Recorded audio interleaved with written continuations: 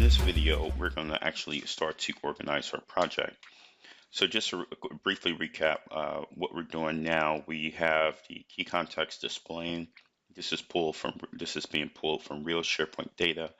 We're actually using the workbench within the O365 tenant because this is the only way that our REST API calls will work. In the second window here, I have localhost only because this is being popped up using the gulp serve, but we are not using that. Now, if we take a look at our project, if we look at, again, our number one objective is separation of concerns, and to keep this thing at minimum, only bring in the pieces that we need, only use a pattern that we need right as of right now. Unless there's a requirement that says, in the future we need this to be flexible. So we're not using the Redux, we're not using like a data provider model or pattern or coding pattern. So very simple, very plain, easy to read, easy to maintain. Okay, so here's our web part, only responsible for web part stuff. Here's our container component within React. This is where we kind of have a mixed bag of many concerns in a single file. So we need to start splitting these out. So let's start with the contact card. And what I'm doing, I'm running this while gulp serve is running. So that way, if there is a compiled error or if there is an issue, we can see that right away versus making a bunch of changes and then trying to find a needle in the haystack. So the contact cards, let's go ahead and split that onto its own file. As of right now, like I'm not 100% on how to structure these projects. Very simple structure as of right now. The web part's at the root. There's a web part folder. Again, this project does support multiple web parts. So as you add additional web parts, they would be here at the same level as mini contacts. Within mini contacts, you have your component. These are your localization type strings. And if you're doing unit testing or some type of testing, this is where all that stuff falls. So it seems as if we should, I'm gonna start off with this pattern where we're actually creating our additional components right here in the components folder. So let's call this key contacts to match the name of our component, and then TSX is the extension that's needed for that. And basically, just to keep things short, keep it straightforward, we're going to do a lot of copy and pasting. So our contact card, oh, it's called contact card. So let's rename this to contact card. Contact card. Okay. Simply, let's just copy and paste this guy. Oops. Let's X out. Let's cut it and paste. So we're going to cut, paste here. We're going to get a lot of squigglies because the dependencies are not there. The first one is looking for React, it's looking for the model, and it's looking for persona. The model, we're not going to paste in their component class, but we do need to import all the other pieces. So let's go ahead and do that. And what I'm going to do, I'm going to just copy everything, and then I'm going to trim off the things that we do not need as we look at them one by one. All right, so let me go up here, paste in the import. Okay, so we definitely need this React guy. Styles, we're not using that as of now. We're bringing it in as needed. This is the type safe property bag for our container component.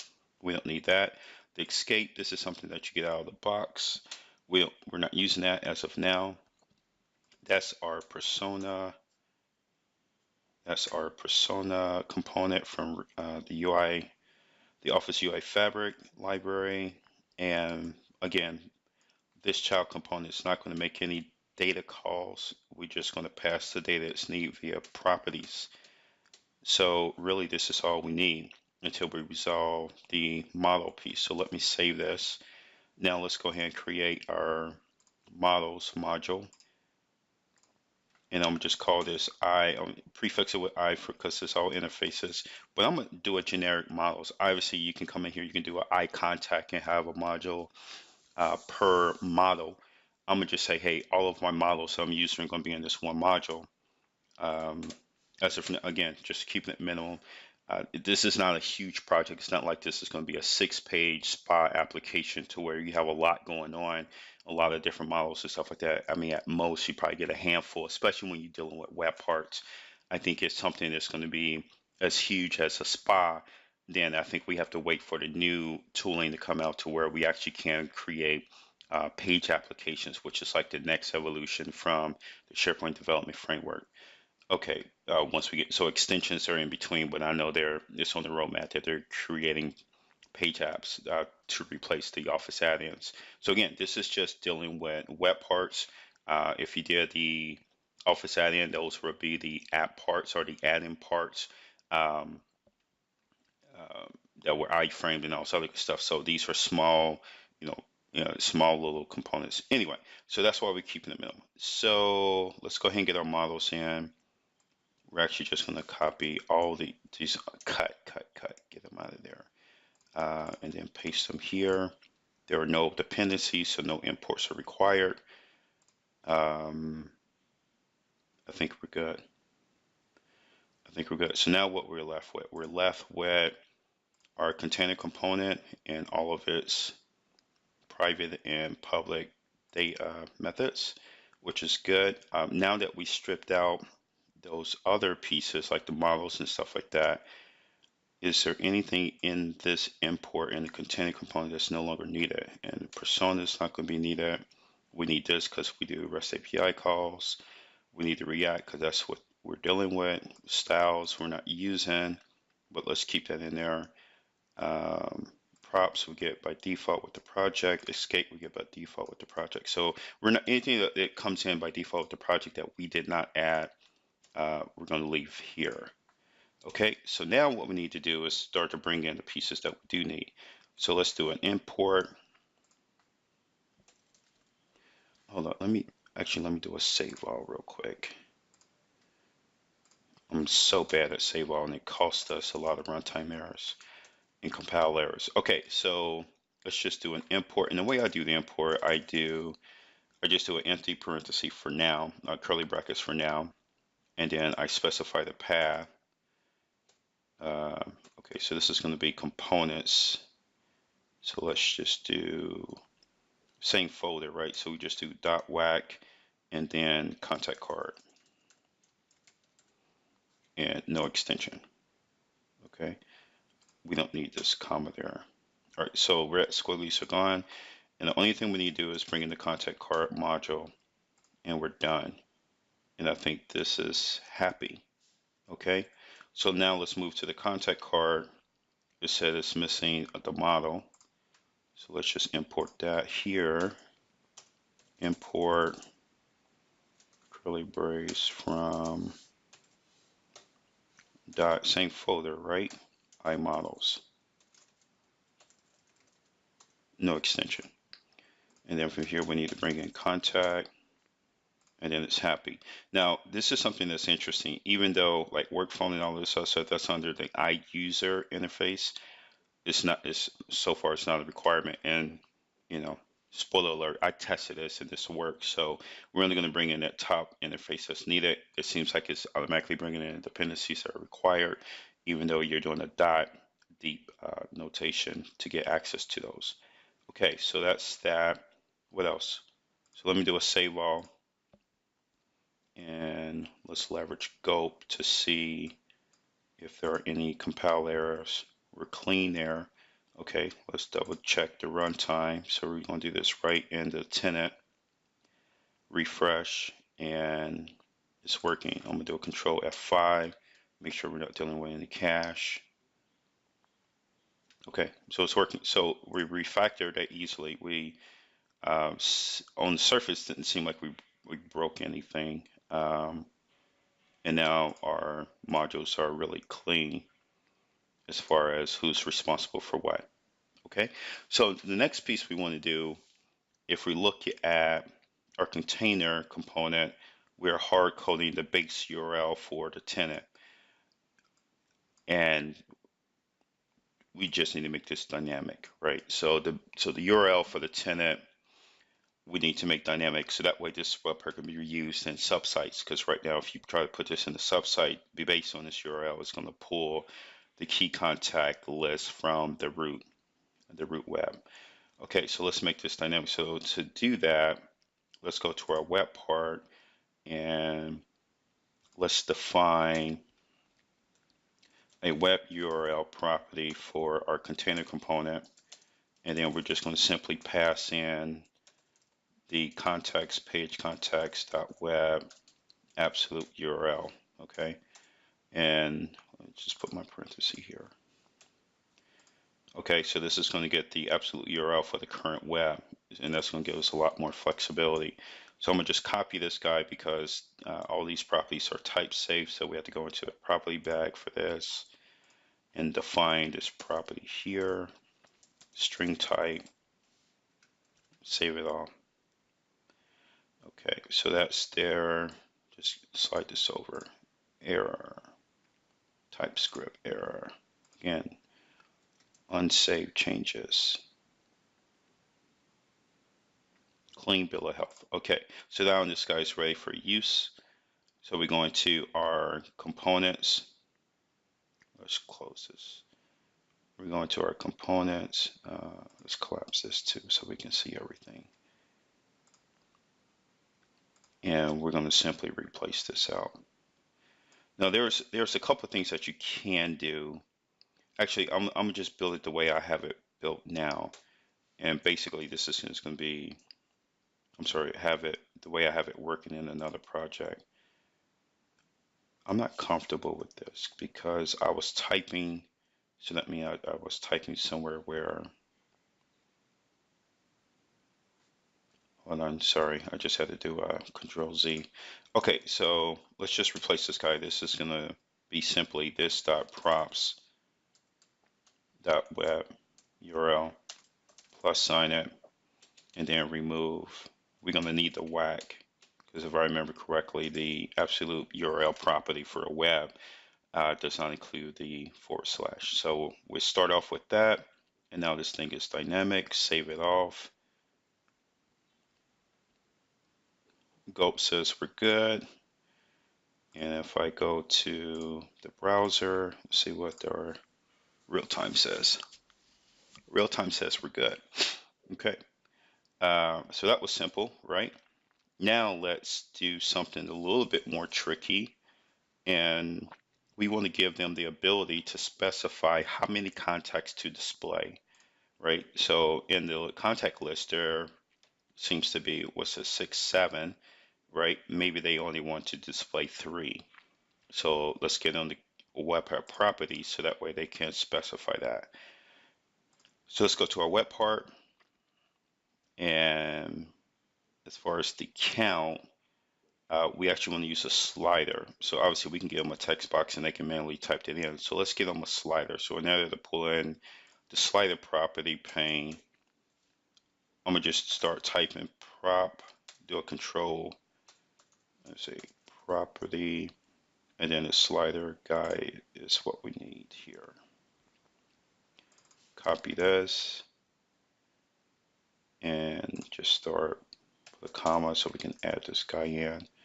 And it looks like the format is a parenthesis, and then you give it a internal name. Let's just call it count.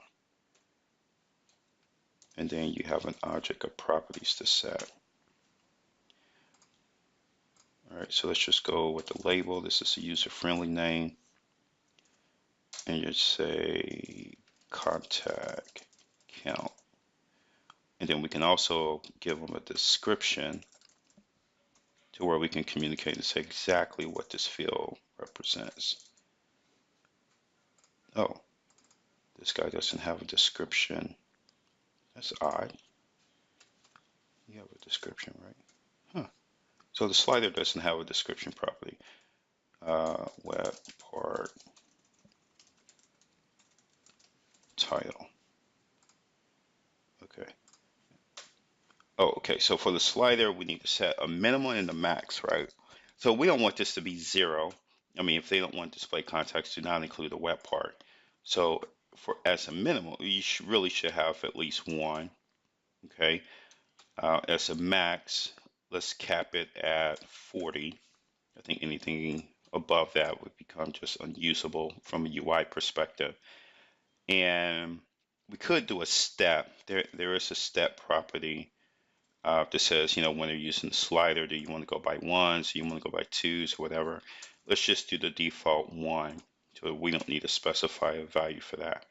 Okay, so we have our count. Let me save this all. Let me go into the web part property bag here and define this count. So that way we can use it in the .properties collection. All right, so that's done. Go back here, and now we need to pass it to our container component. And we simply do that by, let's define a item count prop for the component, and then just pass it our guy here. Okay, so we have to go and define this because these are type safe. So let's go into the component, paste this in. This would be a string. And you know, the argument can be that, hey, you're dealing with numbers. Why are you defining these as strings? Well, we're passing it as a parameter to the attribute.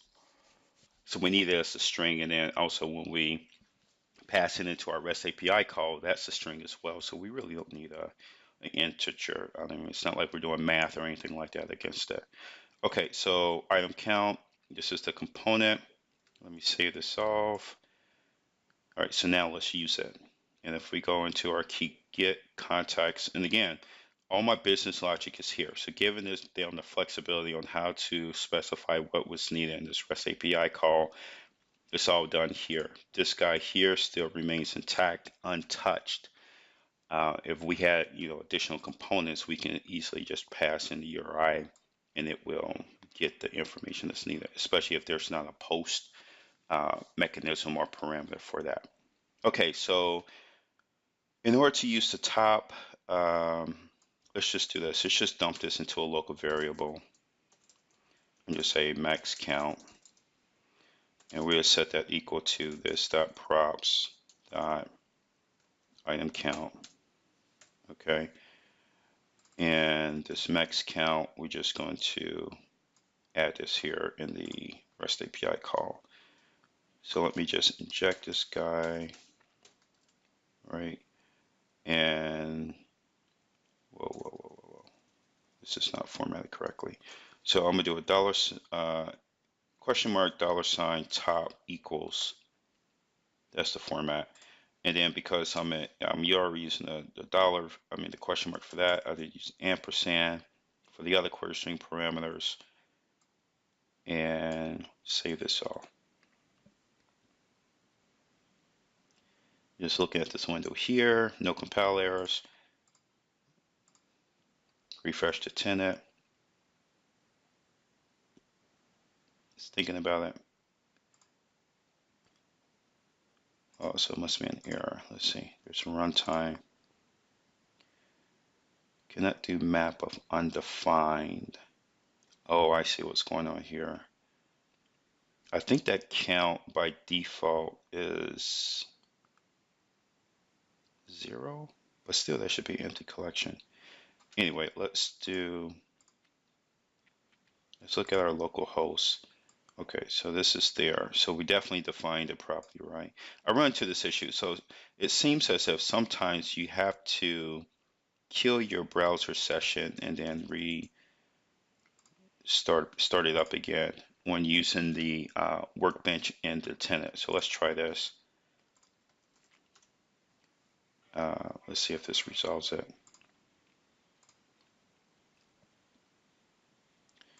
All right, so I got a new browser session and re-authenticate it. Still nothing, okay? The other piece I had to do was Control-C to stop the gulps process from running, the node server from running. And then I do another gulp server, so I'll kill it and go back into it. And I don't know if we're getting this because we're adding web part properties or what the case is. So let's try this. That first tab that popped up, that was just my local host kicking in. All right, so let's do this. We don't have a lot of error handling in here, so If that top is coming back 0 or undefined, it's probably throwing an error with the REST API call. So what we want to do, let's just default a value for that. And let's just call this item, what did we call the property? I actually did not receive this error before, so this is interesting. So let's just do a count here. Let's go, just copy that. Now let's just default it to 4. Okay. Now, because we're playing around with the JSON, this is not going to get updated. So we have to come out of here, go observe again.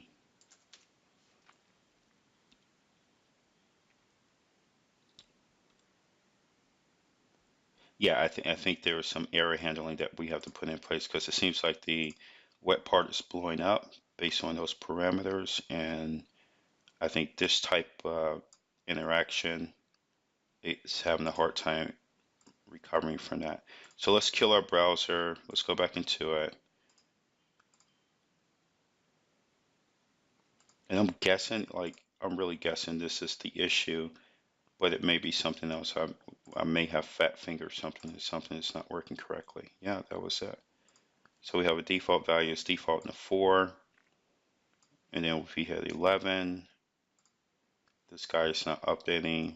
But then I hit refresh. And then I get,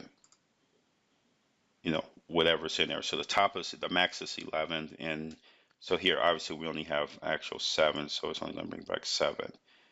Now, this setting the property and having to refresh is an issue.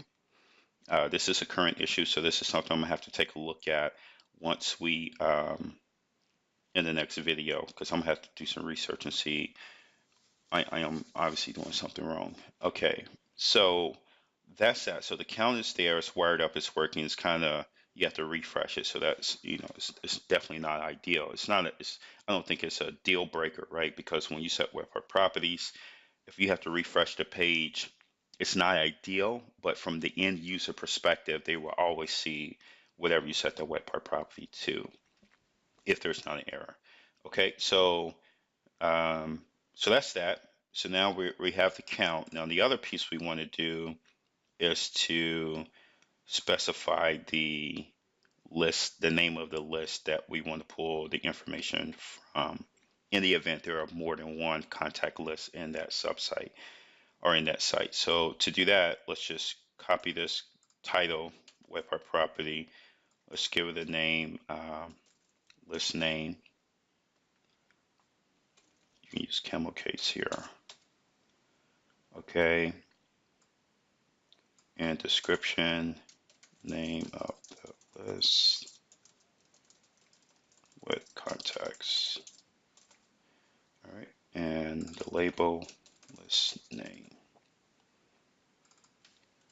Let's define this guy here in the props.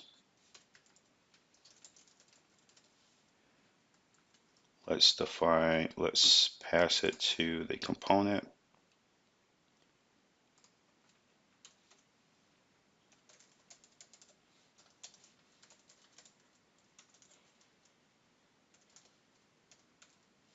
Okay. Let's define the property in the component. Nope, this is the web part property. We need a component property. Here we go.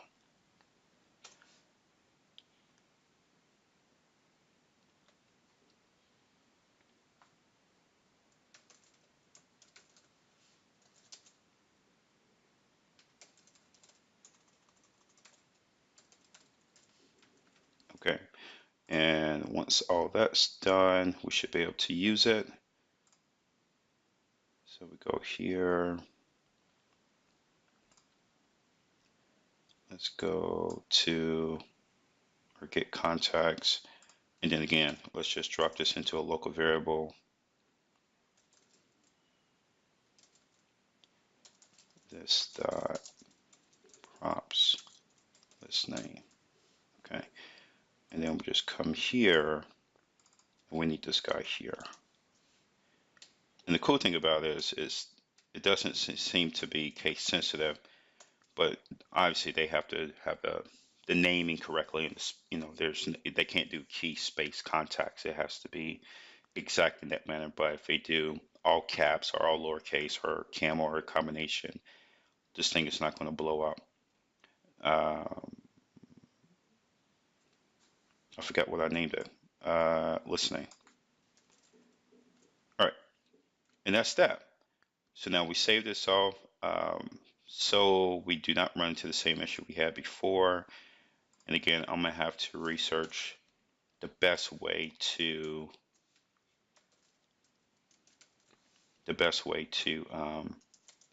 interact with changes to web part properties without a refresh. Okay, so we just want to call this key contacts. Save that off. I didn't copy and paste this, which is making me nervous. So let me make sure I didn't fat finger that. So these are going to be all your default values. Again, we have to stop the gulp and then restart it for these to kick in. In the instance that you add after that, they will kick in. Here is one thing though, because we are specifying the list name for the REST API, because the reactive property is enabled by default, meaning that when you come here and as you type, this is actually doing a REST API call every time we type.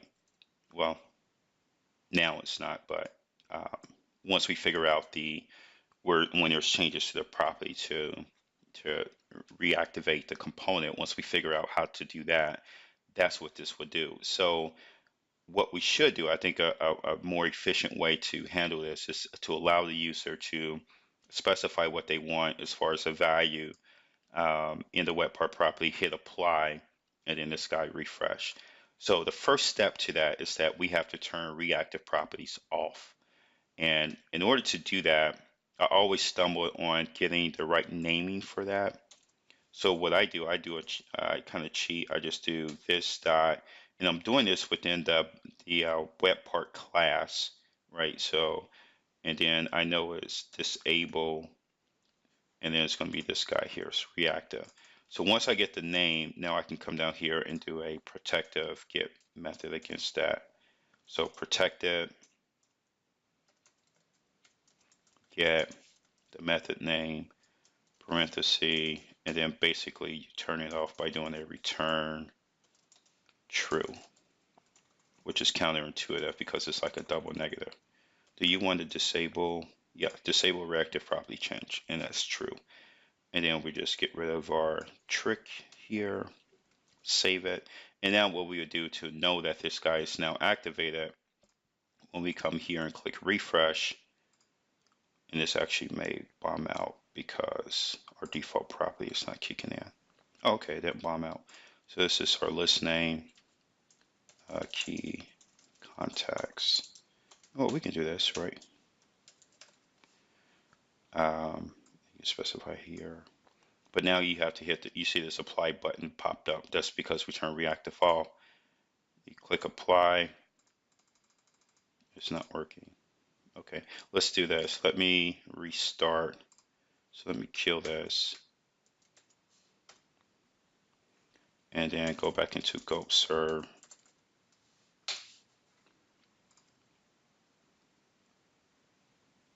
Just waiting for this to pop open a new tab. All right, so this is going to pop up a new tab. Let me copy this URL. And what I'm going to do, I'm going to kill the browser, go back into it. And then hopefully our default values for our property bag our web part property should kick in. All right, so I got fresh browser, fresh gulp. Boom, boom. Okay, so now this apply button should be working. Good. So if I do key contacts 1, 2, 3, don't do that because you're going to blow it up, and I might have to kill the browser again to make my web part properly show up again. And that's probably, but I just want to show the mixed bag, right? So if I hit apply and hit refresh, oh, interesting. Okay, that didn't work as expected. It converted into camel case. But hold on. Oh, did I hit apply? I did. Close this out. Refresh. All right, so this has an error because it's the wrong contact, right? But if I do this mixed casing, apply. Oh, and now it has an error because this guy is throwing an error. So, all right, so I'll look into that. I mean, we may have to do some, obviously there should be a lot more error handling within this project, right? So, especially in the component piece. In the component piece, we're blindly using properties and they're critical, right? So this name does not exist. This API call fails. If the max count is undefined, the REST API syntax fails. So, there are certain things that we should test against to make sure that this is correct. And then ensure that it doesn't just blow up the web part and the user, even if they make a mistake, they fat finger the list name, the web part properties are available for them to recover from that mistake. And we just do not time out. Okay, so I'll do some more research on that piece, but overall, this is how we're structured now. We have a module just for our models. We have our component, our child component separated out, very clean, no REST API calls or anything like that, and all data that it needs to render is passed via properties. There's definitely some work that's left here in our container component to where we want to do some validation checks and also ensure that when web part properties are changed and they hit apply, we can see those changes right away without having to hit refresh on the browser. All right, so that's it for this video. I'm going to do some research and then I'll come back to the table on what I found. Oh yeah, the one thing we did not do, this is my fault. I totally forgot about this. So we have to get that picture URL in here. So let's do that. Let me see how hard it's going to be to fix this. If this becomes too cumbersome, if I get stuck at minimum, what we do is at least get the profiles in here, see if we can get the phone number to show up, so that way at least our functionality is complete, and then we have to figure out the web part piece. Okay, all right, so that's it, and I'll catch you in the next video. Take care.